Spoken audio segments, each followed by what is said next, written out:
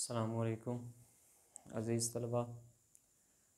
Online lecture के साथ मैं शकील अहमद आपसे मुखातिब हूँ। हम पढ़ रहे हैं सादे दवम के 5वें सबक अकबरी की हमाकतें, जो कि डिप्टी नज़ीर अहमद का लिखा हुआ है। हमने इससे पहले के लेक्चर में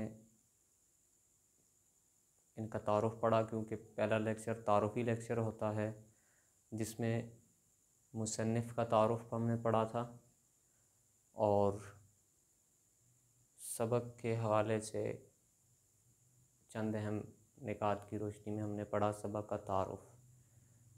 तो आज हम बाकायदा इक़्तिबासात के हवाले से इसका मुताला करेंगे। जिसने पिछला लेक्चर नहीं देखा वो ज़रूर देखें, क्योंकि वो आपको इल्म होगा तो इस चीज़ की समझ आपको आएगी। तो शुरू करते हैं।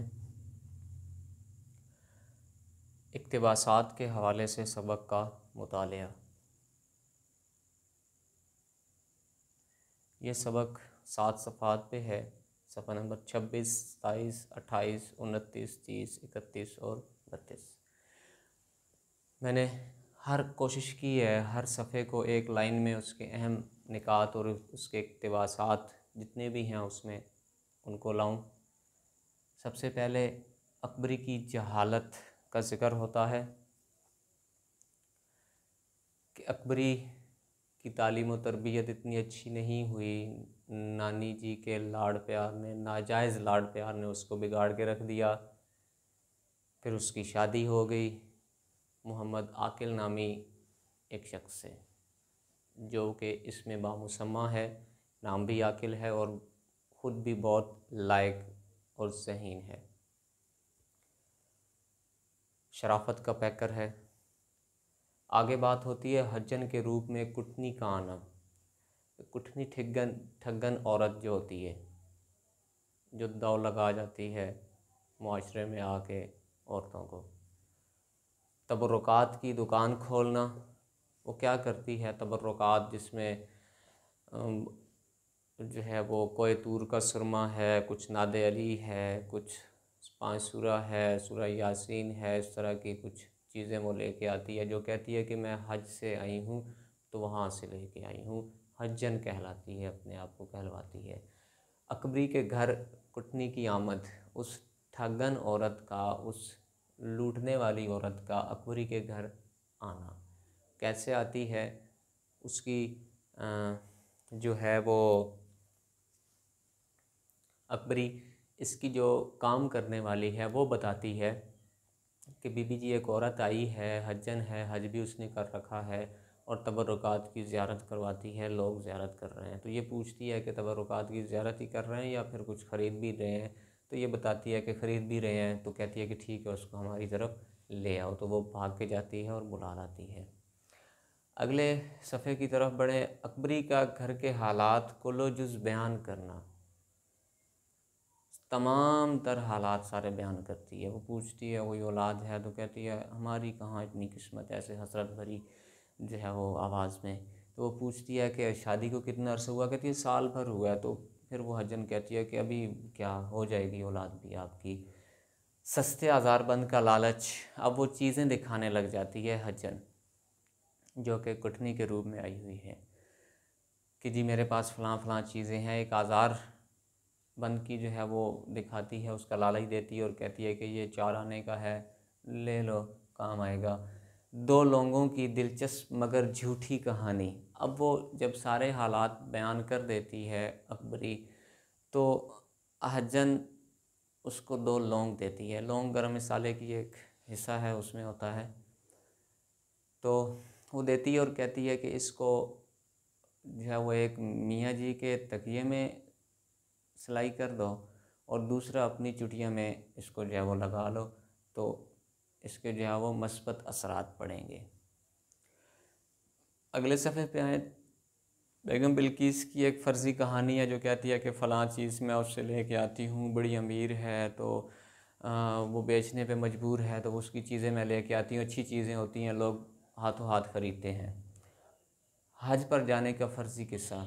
हज पे भी कोई नहीं गई होती, बस फ़र्ज़ी किस्सा जो है वो बयान करती है कि मैं हज पे भी गई थी, शाह साहब की ज़ियारत भी मैंने वहाँ पे की। एक शख्सियत का ज़िक्र है इसमें, लोगों की तासीर, सफाई और पाकीज़गी के असरात के हवाले से अगला इक़्तिबास है।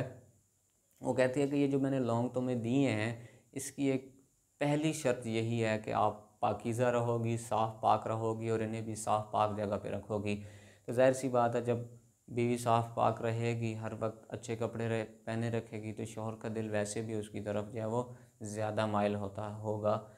तो यही हालात इसके पास भी बने। पहले अपनी भी उसको हालत का नहीं पता होता था अकबरी को, लेकिन एक दिन वो बड़े अच्छे कपड़े पहन के शौहर के सामने हुई और पूछा खाना ला दूँ, तो बड़ा वो मुतासर हुआ इस बात से। मस्बत रवैया है। तो ख़ानदान का खामंद का मस्बत रवैया या तब्दीली रवैये में, तो ये वही उस बात की अक्कासी है। सफ़ा नंबर 29 पे शौहर से ख़रीद करदा अशिया का तज़किरा, जो अकबरी ने हज्जन से चीज़ें ख़रीदी थी, अब उसका तज़किरा कर रही है, ज़िक्र कर रही है अपने शौहर से। शौहर का लालच में आना, कितनी चीज़ें भी कोई सस्ती होती हैं, मज़ीद उससे पता कर लेना, और भी चीज़ें हुई तो और भी ख़रीद लेना। अकबरी का लोगों पर पुख्ता यकीन। अब वो मस्बत रवैया भी, शौहर ने कह दिया कि जी वो और भी चीज़ें उससे ख़रीद लिया करना, बड़ी सस्ती दे रही है। तो अब हजन का भी जो है वो उस पर, अकबरी का भी जो है वो उस पर हजन पे यकीन बढ़ता जा रहा है और हजन को अपनी माँ बना लेती है कि तुम मेरी माँ की तरह हो।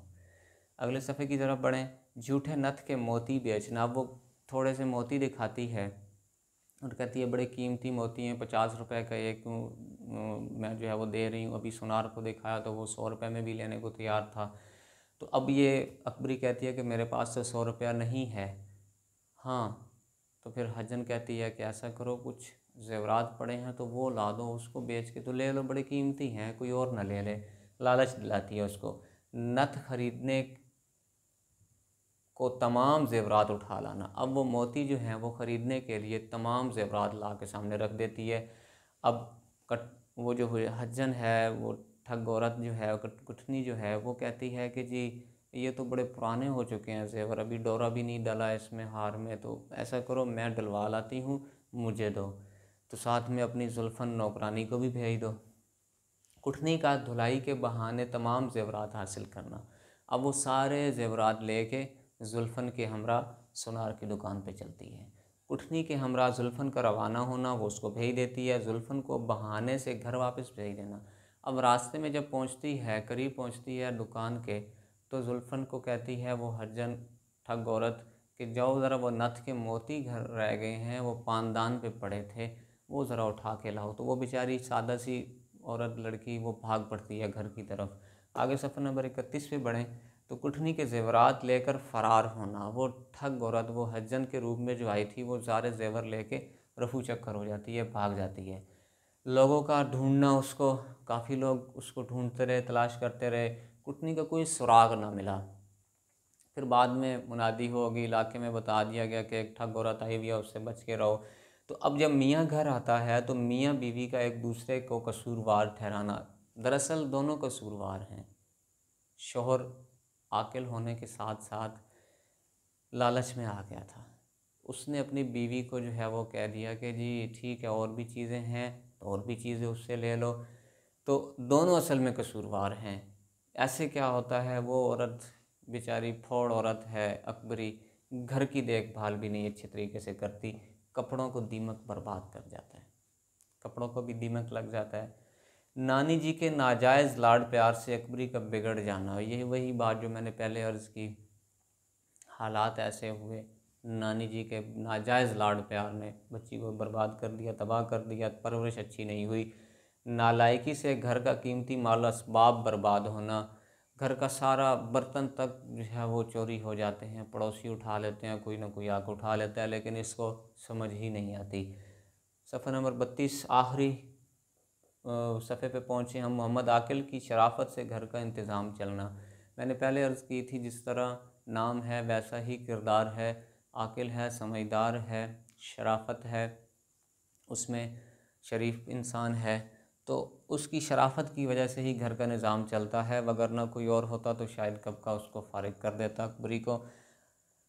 डिप्टी नज़ीर अहमद लिखता है आगे, अकबरी के मज़ीद हालात लिखने को जी न चाहा। एक ऐसा किरदार मैंने मुआशरे के सामने ला के रख दिया है कि अब उसकी सारी ज़िंदगी, हालात ज़िंदगी बयान करने से कासिर हूँ।